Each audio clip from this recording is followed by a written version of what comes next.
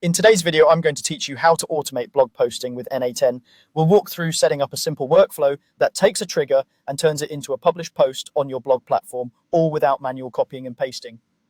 First, open your N8N dashboard in your browser. Once you're in, you'll be looking at the workspace where all your automations live. If you're new to N8N, think of this as your central control panel for connecting tools and moving data between them.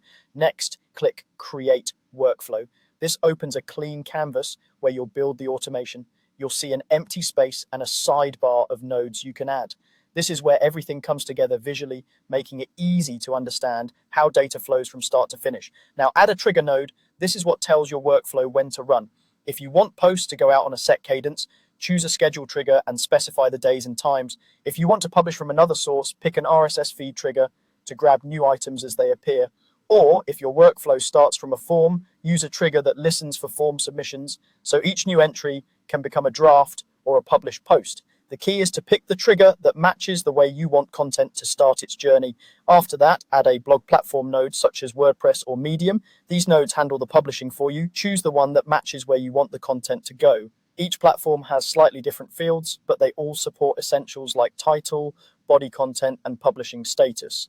Connect the trigger to the blog node by dragging from the trigger's output to the blog node's input. This connection tells N8N to pass the data that comes from your trigger directly into your blog platform step. Finally, configure the blog node with your post title, content, and credentials. You can type static text, use placeholders or map fields coming from the trigger, like an RSS item's title and content. Set the status to draft or publish depending on your workflow. For credentials, use N8N's built-in credentials manager to securely store API tokens or login methods required by your blog platform and reference them here. Avoid placing any sensitive information directly in text fields and stick to the secure credential options provided. That's it. With this setup, your trigger determines when to run, the connection moves the data, and the blog node publishes it to your platform, giving you a dependable hands-off posting pipeline.